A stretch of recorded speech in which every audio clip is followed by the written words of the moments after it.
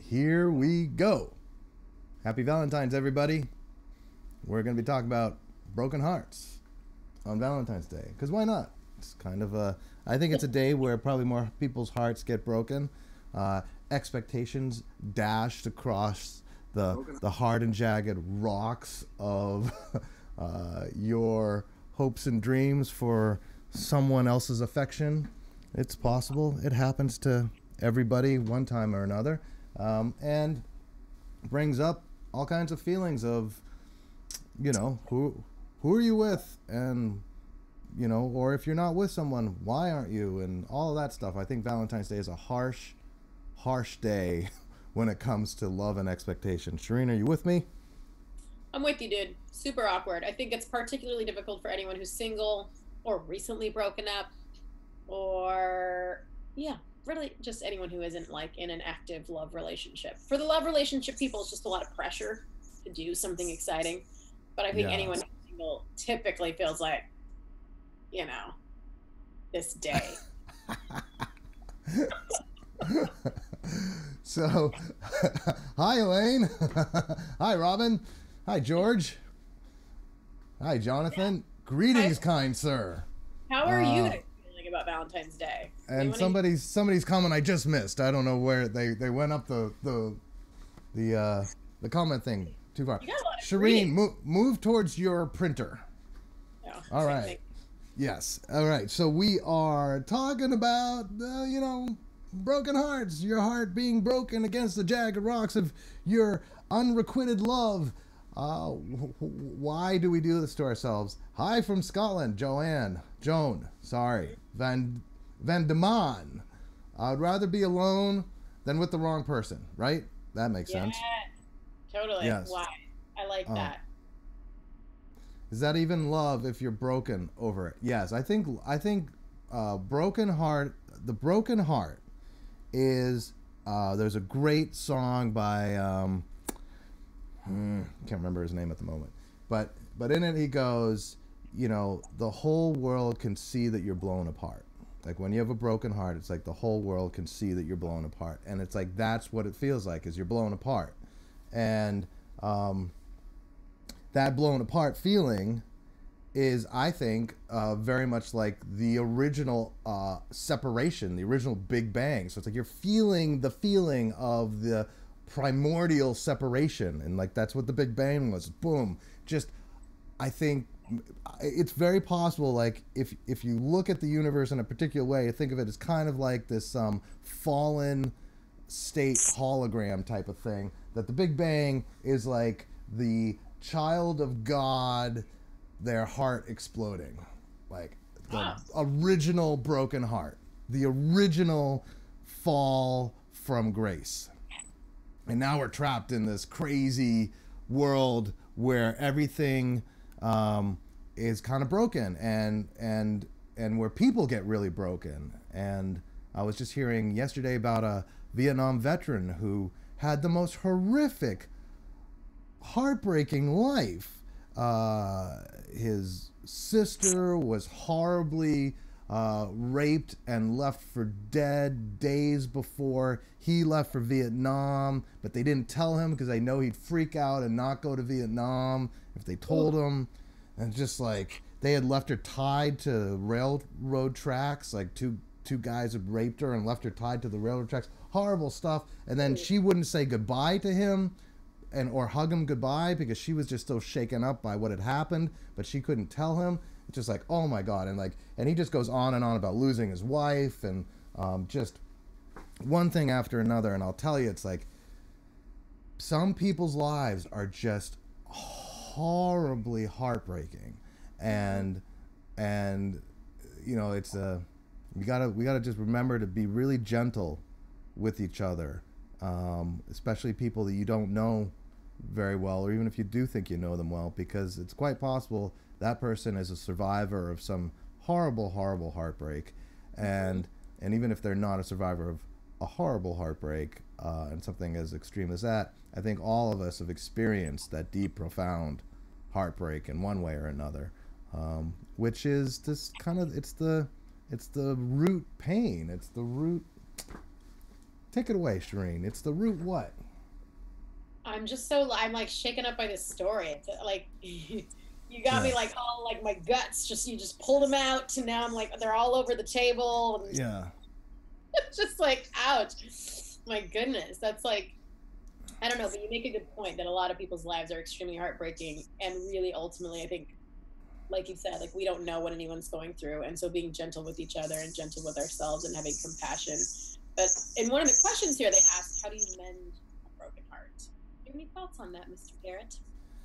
Well, so yeah, there's that old adage. Someone even put it in these comments.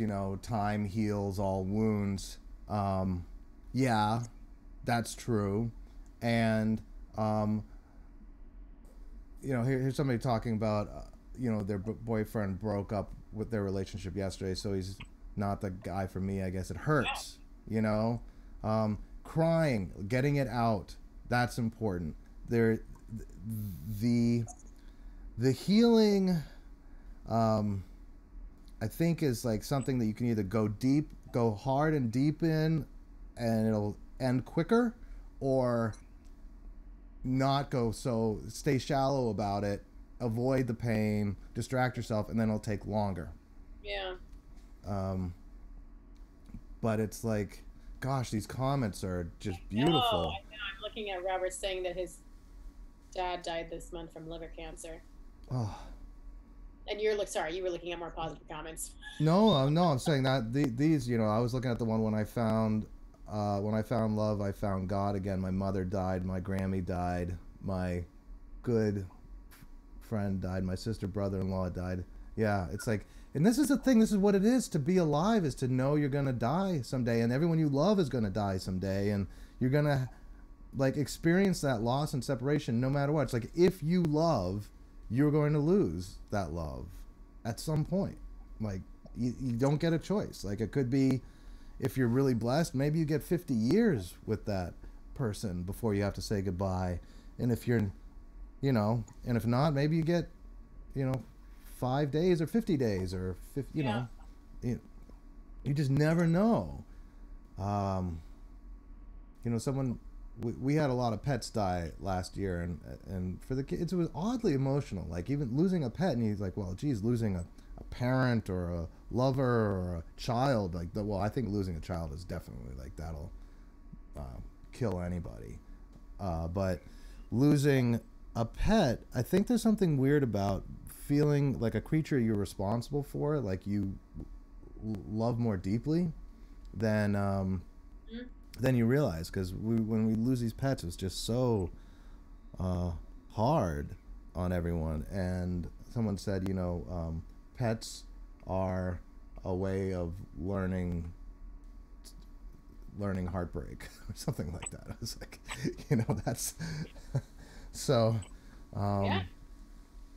I mean, I think especially for the young ones who haven't necessarily experienced death otherwise. Mm-hmm. And it's like their first loss like that. Yeah. Yeah.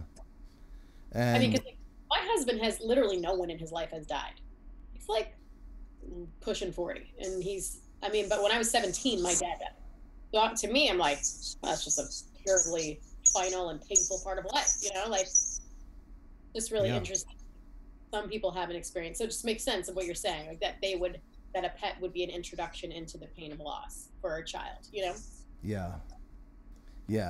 I think, and it's a pretty. I didn't realize it could be so strong. I never really had pets as a child. I mean, we had a couple birds, but I think the kind of pet, the furry, the fur babies, the fur baby kind of pets, that you try so hard to take care of, and you can really feel their pain and their vulnerability, and when you can't save them, like there is this horrible. I never realized how deeply you could feel for a creature that's not like a human being, but it really is.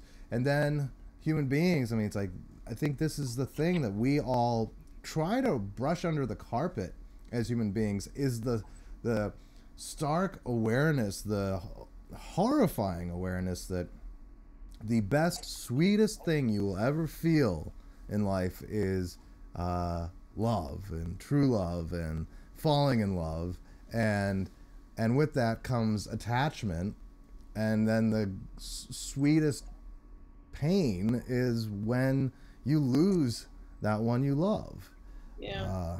And it's like this is the meat and potatoes of life is Right. falling in love and then losing love, having your heart broken again and again. I think that's actually makes for a really heroic life, is one who can continue to fall in love and endure the pain of heartbreak again and again. Uh, Yeah. Geraldine says, and I thought this was sort of echoes what you were saying right now. It's a never-ending story. That's the beauty about love, that a broken heart is also an open heart. yeah. Deep. Yes. Yes. Amen. A broken heart is also an open heart. I love that. I think Yeah. that's exactly it. It's when your heart is broken, that is the greatest opportunity to invite like transcendent love in, to invite something greater, something that transcends you in to that open wound, as a salve, as a healing, as a reconnection with a bigger you, Mhm. to recognize whoever you lost, you're still connected to them. Mhm. Like, and I think that's much easier to want when it's someone you lost in a way that they doesn't feel like they rejected you. Mhm. Um, Yeah. but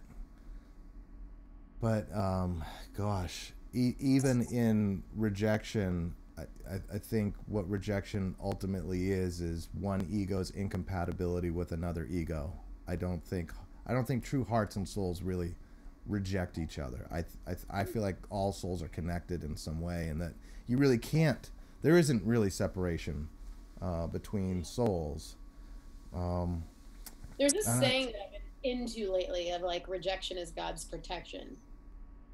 And I just think like sometimes people forget with a broken heart that that like wasn't the right person. So even though it's a closing and it's painful and you got to mourn the loss, you got to do all that stuff. It's also like an opening to like the a more resonant soul, if you will. You know. yeah, a deeper soul, a non-superficial Hmm. soul. Like that's it. I mean, that's really what it boils down to. Those who have had their hearts broken and have not clung to some sort of victim identity around it. Well, even if they have, we got to give credit where credit is due. If someone has gone through tremendous heartbreak and they're a survivor of that, they have a depth and sensitivity to them Hmm. that they're available to that you wouldn't have had you never suffered loss. Right. Um, but I think the other trouble, though, is the people who have had tragic lives with sensationally tragic stories, like the one I shared with you. It's like those stories are almost impossible not to repeat. I mean, I heard the story once, and I'm already repeating it to like everybody watching this, which is probably not a good thing. Like I wish I could take it back now, because it's like it's it's like watching, a train wreck. It's like driving by an accident. It's gawking at an accident. It's There's something shockingly sensational about these tragic stories, and then we end up repeating them. And if we're repeating them as a form of like what we're doing here, that this is just a dialogue, we're just talking about it. But to that poor person who shared that story, if they share that story to you know every other person they meet, like it could be it becomes like a crutch. It becomes like you've got this horrible thing that happened to you, and you just keep reliving it and reliving it and reliving it by telling many many people about it. And maybe that's necessary to heal. It's like part of that's part of the healing process, and it's necessary. um, but then another part of it is like, when does it become habitual?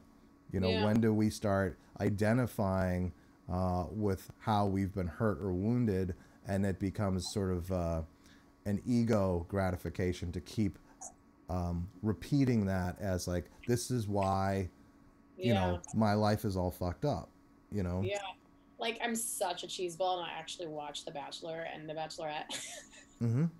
And I can honestly say, like, sometimes I'm watching just because it's so fascinating to see people and how they think and how they, it makes them tick. And oftentimes there's people who repeat over and over and over how they've been hurt in the past. And that's the reason it's hard for them to open up.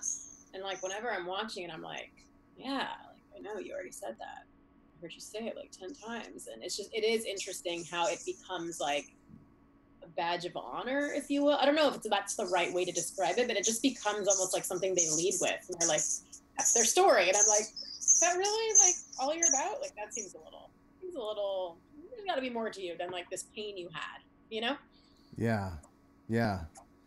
Well, and it's before I keep answering, Shireen, throw your earbuds on because it might actually be, yeah, because there's a screeching that's happening when you're talking, and I don't know why. It's weird. Some sort of feedback screech. So maybe the earbuds will be better.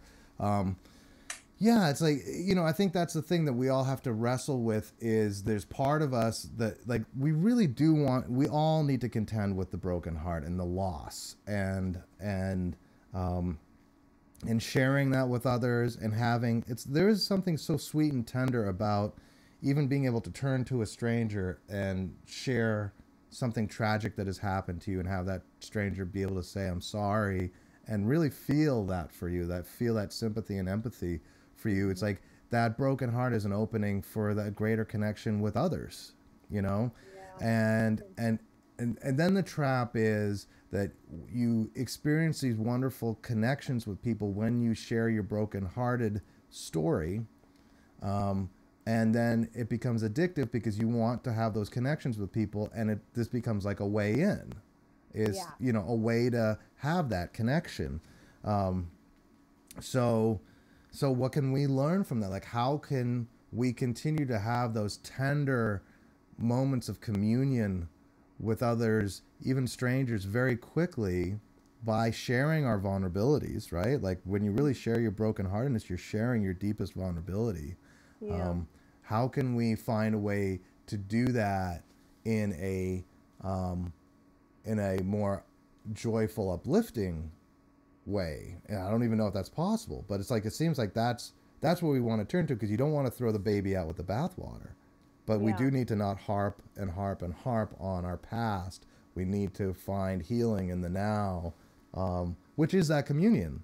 Like, so we do want that communion, that connection, that one who will listen to your deepest suffering and see you.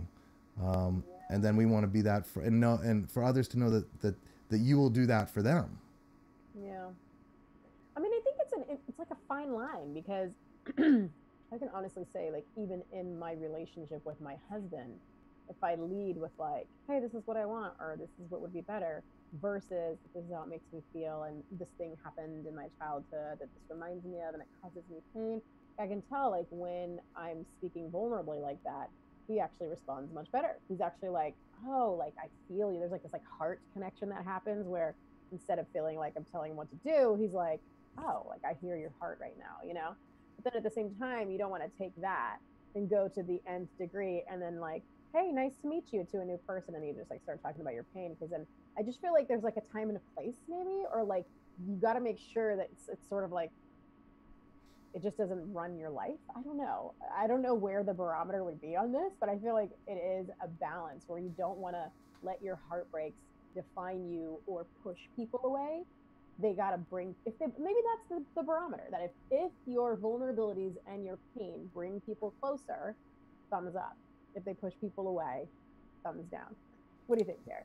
Yeah, and I'm wrestling with the what we say, what we're talking about, the subject matter, because I think we both agree that an open heart is the most loving heart, and that gives you the most room for connection and communion and intimacy with others. And so when you approach your husband with demands, you're not approaching necessarily with an open heart. But when you approach with vulnerability, you are approaching with an open heart.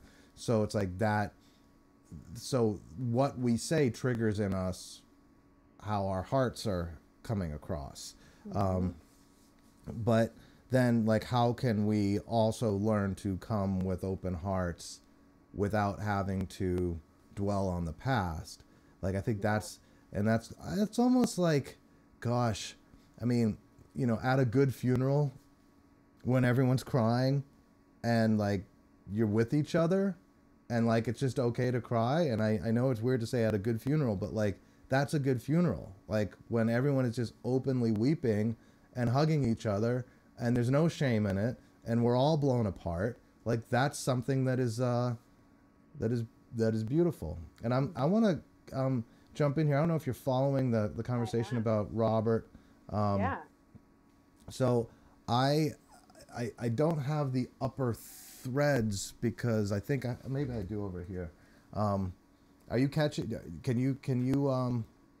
I'm not sure if this is the right, but someone was saying that they don't necessarily know like why they're still here, like kind of thinking about ending their life, but then they also said, but I also can't leave. So Yeah. I think Joan is addressing them, but I would go and look at the upper threads honestly because I'm actually not sure that I may be mixing this Robert conversation with somebody else. And as is typical, like our life coach right now. Thank you, Yeah. Joan. Amazing.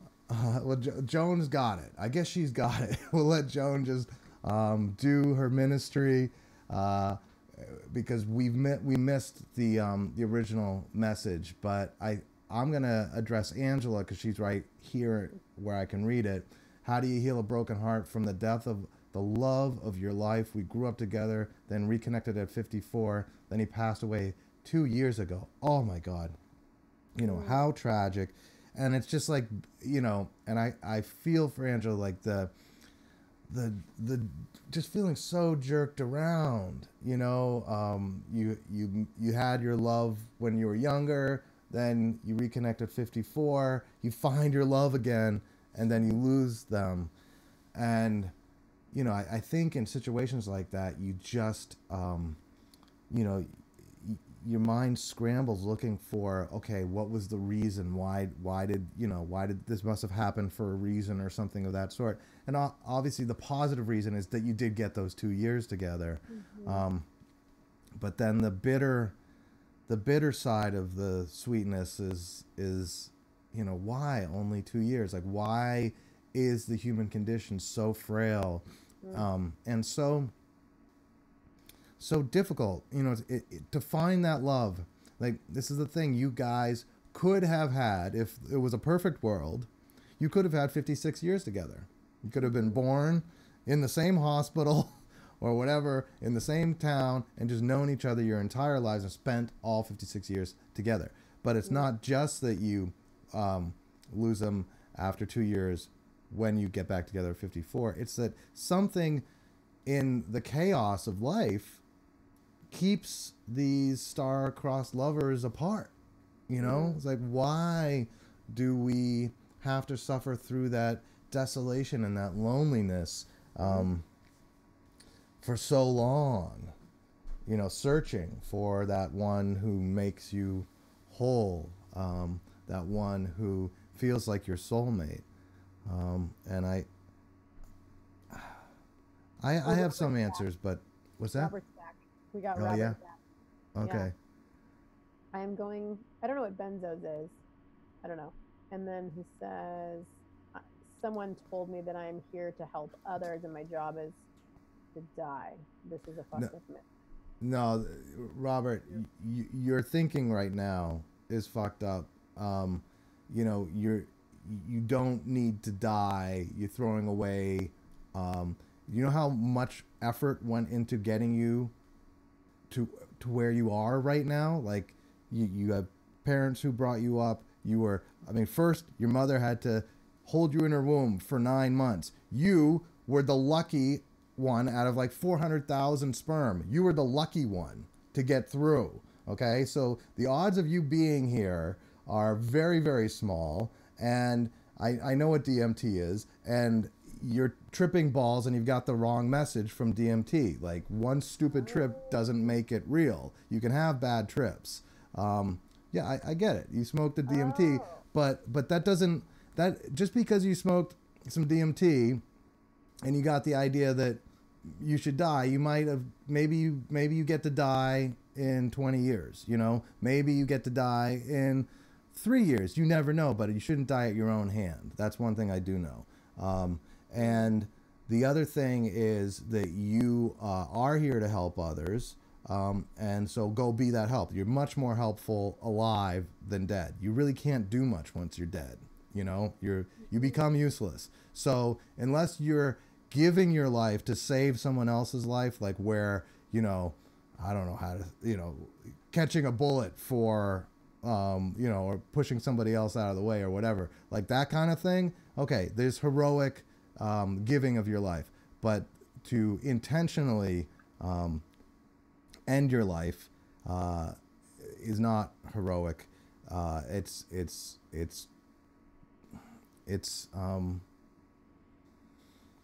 wasteful. It's wasteful. Yeah, There's you know, so to be much you honest, can do for the world, and we need you. You know, yes, don't be exactly. wasteful. Yeah. This And reminds me of. Oh, go ahead. no, go ahead, Shireen. This just reminds me of literally, Garrett, the reason you and I are friends. Which, by the way, today's our 4-year Facebook friend anniversary. That is weird. It's Valentine's It Day. is so weird. Okay, so Woo. this reminds me of the first time I ever interviewed you on the Cubicle Monkey Revolution. Okay, Hmm. and you talked about how inside of the human body there's cells, and when a cell is disconnected, it will end itself.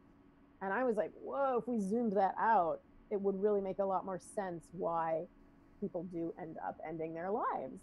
Because if we know anything about happiness, like I've seen a bajillion documentaries on happiness and all kinds of studies, and connection is always like super high up there of the thing that makes you feel fulfilled and happy in your life. So, Robert, first of all, stay away from the DMT. Clearly, you're getting some crappy messages there. Okay, I don't know what's happening. And then, second of all, connection. Like, I don't know how or where you can find it. Feel free to chat us. Like, we're doing, like, you know, full on live coaching here, boo. But I would say search for some connection, and possibly sober connection, if I can add that little caveat, because I feel like that will really make a difference to help you feel like Yeah, you should and be. and I'm not. I didn't catch the whole backstory, and unfortunately, my chat, just the computer that I could have checked the chat on, is dead. So, but but yeah, but one of the things that happens when, if and when you choose to do heavy psychedelics, DMT being probably the strongest of all of them, is you're opening yourself up. You're cracking your mind open, and if your mind is not sort of aimed in the right direction, boogeymen can get in. You know, people have bad trips on acid. I haven't heard of as many bad trips on DMT, but I have heard of bad trips, and it's just, you know, just because you had a powerful experience of some voice or entity telling you to do something negative, like that doesn't mean it's real. And then to take a step back, I kind of got a sense from the vibe that that, you know, maybe Robert lost somebody. And Robert, if you lost somebody and you're grieving and you just miss them so bad, you know, I can understand that desperation. And all I have to say to you is hang on, hang in there, stay with us. And if you need to talk to somebody, I think there's people reaching out to you right here on YouTube and Facebook. So connect with them that way. If you want to talk with us, we are here every week, and we also do a private session on Fridays. You are welcome to join that private session. Usually it's for people that are contributing to us through Patreon. But if you you know, if you need that session, we don't turn anybody away because of finances. So it's like, you are welcome to come join that session for free. Just email me, Garrett@Wayseers.com. And that is, you know, just remind me, this is Robert from from the live stream, and we'll give you access to our private session that we do on Friday, so we can check in on Friday, and you'll be able to speak with us too, like use your voice as opposed to just typing in, because we use Discord to bring everybody's voices into the stream. And so you're not alone. It looks like a lot of people are here for you right here in the comments, and that's wonderful. Hang in there, and then join us on Friday. And we can actually like speak face to face. If you want to come on video, you're welcome to do that. If you just want to go voice or comment, you're welcome to do that too. And if anyone else wants to join us, we make these private live streams available every Friday. We do a private live stream where everyone's voice can be heard. And the way we limit it from hecklers and from too much noise is it's people who are really sincerely want to be involved. We ask you to go to patreon.com/Garrett, Garret. That's 2 R's, 1 T. Shireen will paste a link, I guess, to the comment thread at some point. But you could go there, sign up, and then we get to have more of a dialogue in that space. And it's a protected space, and part of the way we protect it is just by making sure that everybody who's there is sincere in one way or another. And generally that's why we ask for a few bucks. So it's like, okay, if you're willing to pull out your credit card, put a few dollars on it, you're at least sincere enough not to be there to heckle, we would hope. So anyway, that's that's something there for you, Robert. We'll be there Friday, and I'm, just come. You're my guest. You don't have to pay or anything. Just send an email to Garrett, 2 R's, 1 T at Wayseers.com, and I'll find a way to get you in without going through Patreon.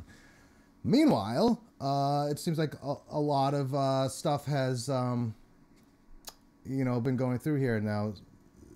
What did I miss, Shireen? Anything? Do I know? I mean, it's all been pretty Robert-centric just for the last few minutes. And then we just have this one that just came through from Native Red Cloud. Yeah, okay.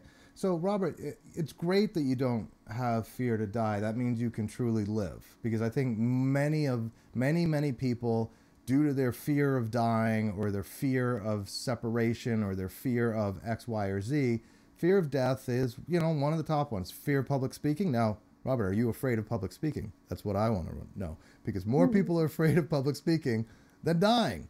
But all kidding aside, you can live one of the most full, self-actualized lives where you are truly of service to the world, coming from the place where you're coming from. That is what we need. We need more people like you who aren't afraid to die, who are even willing to die, that won't die, and that stay with us, that stay alive and devote their lives to a life of service and healing for all of those around you who are afraid, who need your help. If you're not afraid to die, then you won't be afraid to sleep out on the street to help out someone else. You wouldn't be afraid to go to a war zone to save lives and refugees. You can do that. If you're not afraid to die, go help refugees. Go find the most fucked up place that you can reach, and roll up your sleeves and be a hero, because we need heroes in the world who aren't afraid to die. And you have the unique seems like temperament and disposition that sounds like you're willing to do that. You're at a point in your life where you are willing to die. Well, don't waste that.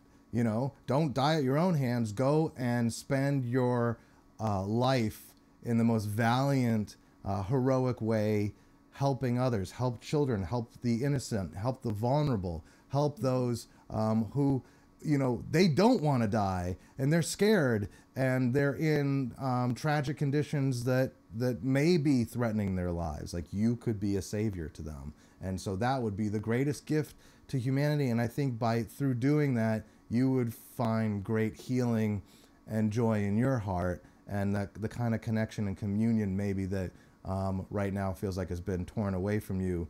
you might rediscover that and live a truly beautiful, beneficent life where you are a hero to humanity, for all of us. And what a more wonderful way to use that gift of not being afraid of death. Robert says he needs a nap. Yeah. Take a nap from the psychedelics. I agree, brother.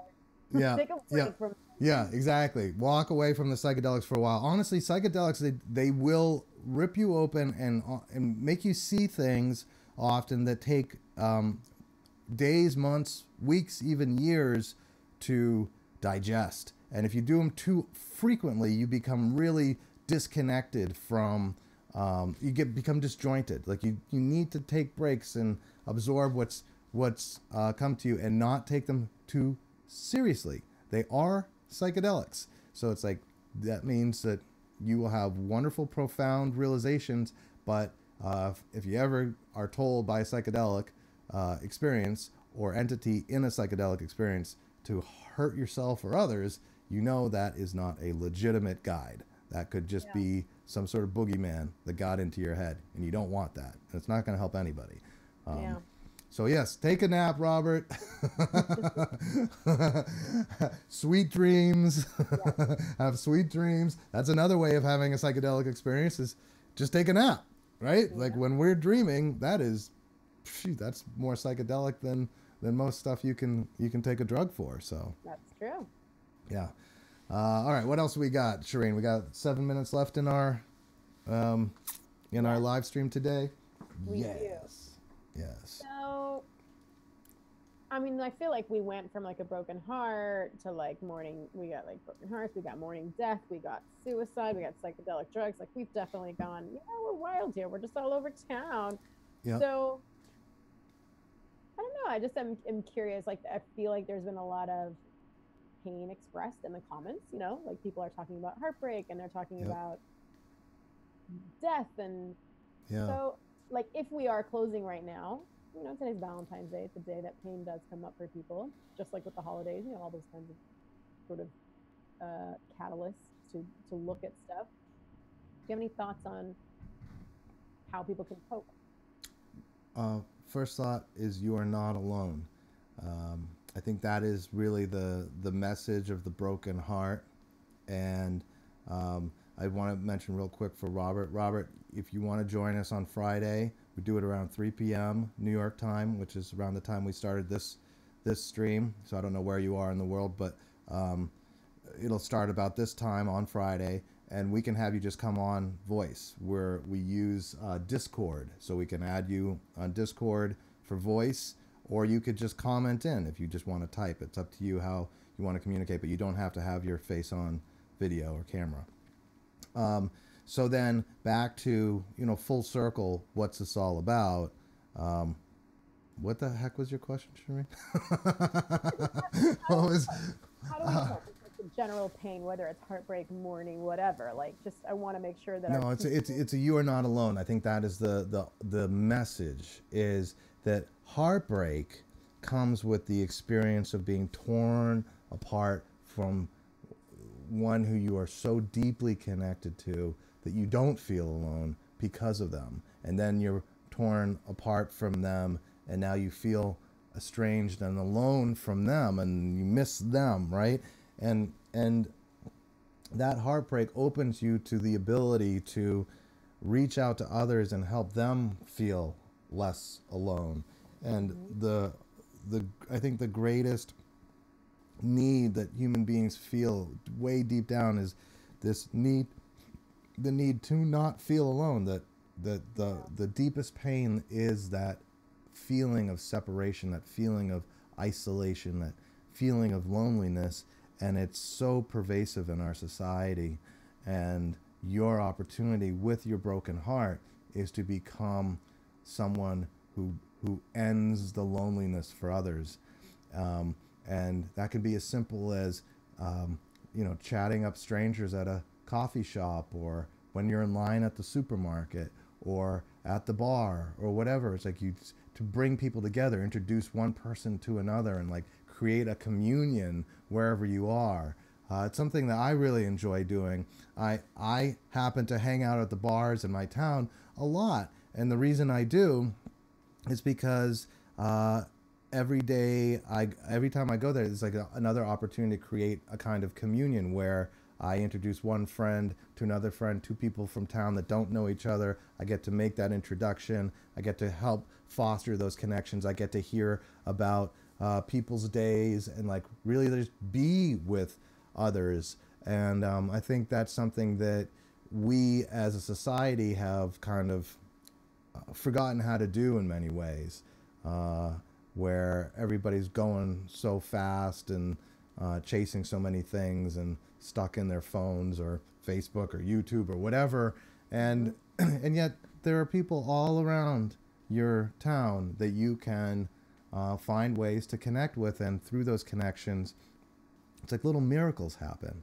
And having the vulnerability of a broken heart, it's harder when you're really shattered, when you're really heartbroken. You need to protect yourself, but having that depth to you and that sensitivity to you, where you might notice someone else is suffering a broken heart. It's like now you can really speak with them. Now you can really be with them because you've suffered that same kind of feeling of being blown apart, and now you can be there for them as they're blown apart, and there's so much healing and beauty and sort of sublime joy in sharing other people's suffering in a way that ends their loneliness. Because when we suffer alone, that's like compounded suffering. But when we suffer together, it's so much easier. It's so much less. There's a sweetness to it. That's what I got. Beautiful. I love it. You're not alone. You're leaving us with connectedness. That's so Garrett of you. I mean, I was literally reading the transcript from that interview on Saturday because I went away for a little retreat to like work on my next Awaken the Rebel book. And I read it, and it's going to be based off that interview series. And I was like, Garrett, he just brings people together. It's just what that guy does. So there you go. You do it Very here cool. on Facebook Live. You do it on Patreon, and you do it at the bar, boo. Yes. I'm reading the Blue Angel. What's that? I said, were you reading comments? I was. Joke. And I'm sorry. Hey, that's all right. It's okay. It's weird. I'm like kind of hyper. Like I just want to make sure we don't miss anybody's comment. It's weird.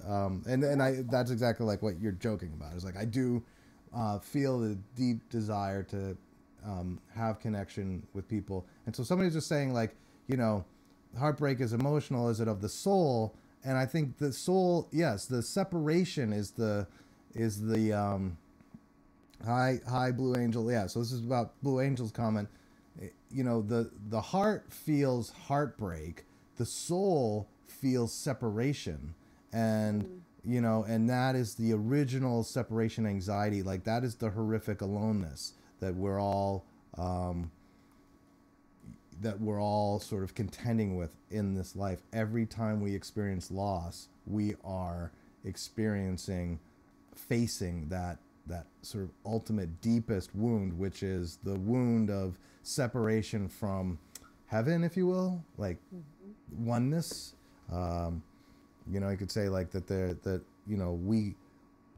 our souls originally were all one, and then there's the Big Bang, this like crazy fragmenting, shattering separation where we've all become like little pieces of that one soul, but experiencing ourselves as separate and different and alone. And then when we find a soulmate, and I think we have many who fit close to us, because I can't imagine just one soulmate. Like I have children, and it's like I'm soulmates with my kids, and there's always like other souls that you're like, wow, there's a communion and a connection that we have, and so like that, when you find those soulmates, that's where you go, that's how we fit together. That's how that oneness was, and you start to feel that oneness again. And then when you're ripped apart from those soulmates, then you're experiencing again that original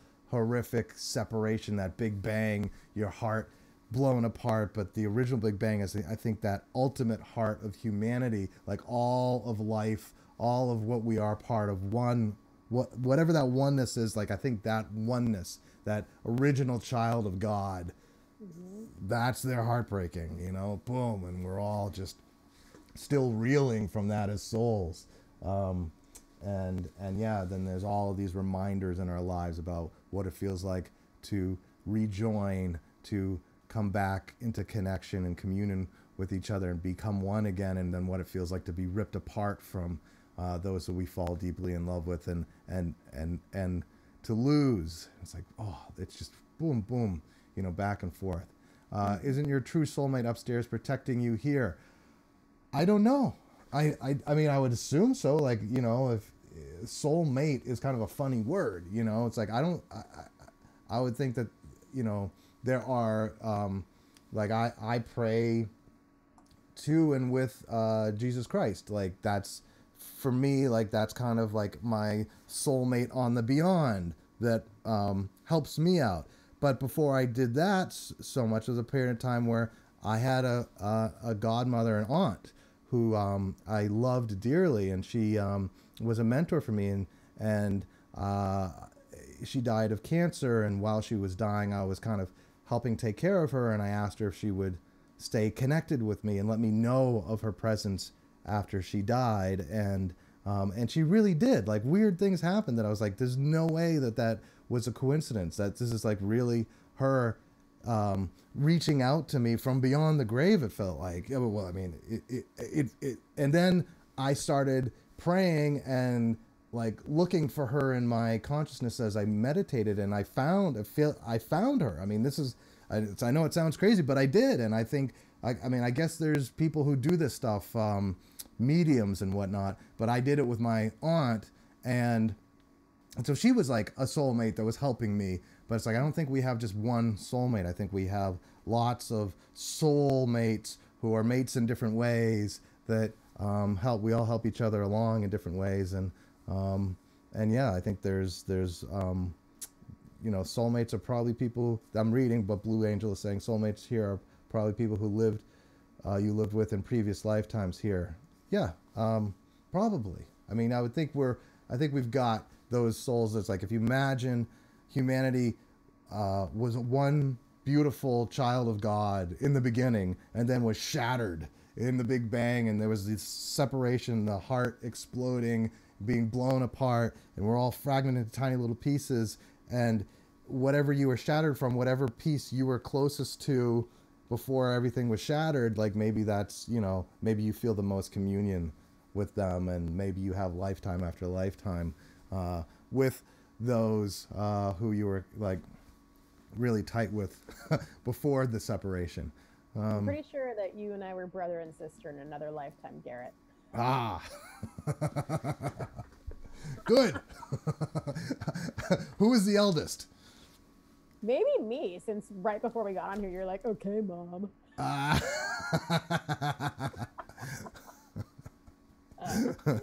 Well, right. There you have it. Yeah, there you have it. All right, so I think we're at the end of our show now. So, Garrett, you're doing one on Friday, right? Around the same time. And then we'll be here again next Wednesday around the same time. Yeah, so Friday is Patreon Day. So, yes. You know, join in on Patreon. In fact, you know, and you know, I'm going to do two things. Friday is not only Patreon Day, but if you want to get in, and you need help, just like let us know. Garrett@Wayseers.com. I mean, this has been such a heartfelt conversation, and if there's people here who have connected with Robert, or that for one way or another don't feel like they can make it through the Patreon way, send an email to Garrett@Wayseers.com, and we'll work something out for you. But we keep that live thing private, because that way we can let people use their voices and speak and be heard, and it's not madness, and we don't have anyone trolling us, because hopefully if you're paying a little bit and contributing to be involved, you're going to be more sincere. That's the idea. But if you need to get in and you can't afford to contribute, we don't turn anyone away. So Garrett, Garret, at Wayseers.com or patreon.com/Garrett, Garret. 2 R's, 1 T. There's a link right there on the thing. Oh, there it went. It's probably somewhere in the comments or on the description or whatever. Big Bang was when your Big Bang was when your parents fucked. Yeah, I mean, okay, that's that's another way of looking at it. That was definitely a big bang, and bam, here we are. Leave it to Robert. Robert, you are definitely the guest star on this show today. Yeah. You and who was a wonderful woman who had all the insights? Was it Joan? Joan, yes, Joan, yes. Both of you, fantastic. And Blue Angel, great talking with all of you. Hopefully, we'll see some of you on Friday, same time, 3 p.m. New York time. We'll go live to the private community. It means we won't be live here on Facebook. Don't expect us here. You got to go to patreon.com/Garrett. There's a link somewhere around. And then we will be back here next Wednesday, a week from today, doing this thing again, free and public, with all the good comments and things of that sort. All right. Happy Valentine's Day.